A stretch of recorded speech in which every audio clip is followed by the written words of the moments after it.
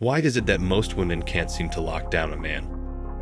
It's like every time they get close to a guy, he takes off like a cheetah being chased by a lion.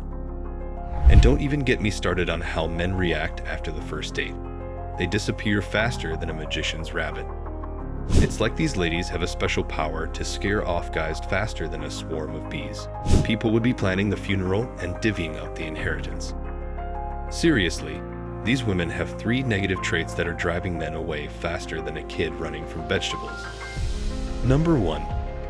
The ball buster or ball breaker. The dictionary defines a ball buster as a person who's more aggressive than a pit bull, more intimidating than a drill sergeant, and more domineering than the Queen of England. In other words, a total nightmare to deal with. And these ladies aren't shy about it either. They'll tell you straight up, I need a man who can handle me, and if he can't, he's not a real man. Classic ball buster behavior. So, how do you spot one of these fire-breathing creatures? For starters, they'll call you out on everything from your outfit to your table manners. And if you survive that, get ready for a rapid-fire interrogation that feels more like a job interview than a date.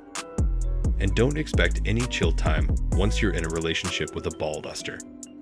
They're like a pit bull that won't let go of its toy. They're always in your face, nagging and berating you for the smallest things. But here's the kicker. Ball busters are lonely creatures. They have no friends because no one can stand them. And the few people who do stick around are probably just as aggressive and domineering as they are.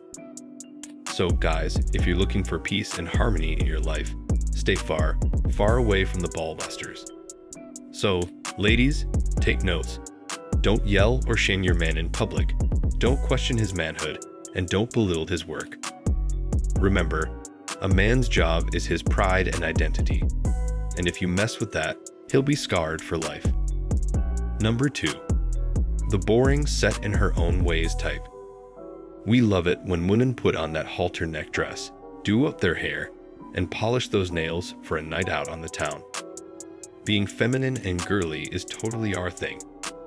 And we can't resist when they ask us to flex our muscles and help them with heavy lifting. Showing a little vulnerability is so attractive to us guys. But here's the thing, sometimes we need a lady who's down to hang with the boys. They gotta be ready to step in and play ball when the guys aren't around. Like, are they game to watch some UFC fights with us, or drive the golf cart while we swing our clubs? That's the kind of stuff that makes men go wild. And let's not forget about flexibility. Being able to adapt at any situation and have a blast is a major turn-on for us guys. Now, I've had some trouble with women who were too set in their ways. I mean, I once met this gorgeous lady who was a perfect 10 in the looks department. But despite her stunning exterior, she was mind-numbingly boring. All she ever talked about was her work and her 3-legged black Siamese cat. Yawn City. She hadn't lived life, didn't watch TV or follow any news. It was like she lived in her own little bubble. To be honest, I'd rather be stuck in traffic for hours than listen to her talk. Women can't just rely on their good looks. If their personality is as flat as cardboard, guys will make a run for the hills. Number 3. The clinger. Ah, the clinger. You know, that needy woman who always needs to be reassured that the relationship is still intact. She's like that cute puppy who follows you around everywhere, but instead of being adorable, she's just downright exhausting. Her constant questions of, "Are we okay?" and "Do you love me?" can make even the most patient man want to run for the hills. And if you're asking these questions all the time, girl, you're a stage 5 clinger. Sure, we all want a little reassurance from time to time, but suffocating your partner with your need for attention is a recipe for disaster. It's like trying to eat an entire pizza by yourself. It might seem like a good idea at first, but you'll end up feeling sick and regretful. But why do some women become clingers? Well, according to psychologists, it all comes down to their attachment style. The clinger's attachment style is anxious resistant, which basically means she's not confident in herself and feels insecure.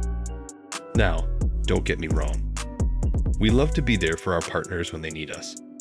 We'll hold them tight when they cry during sad movies and bring them tissues.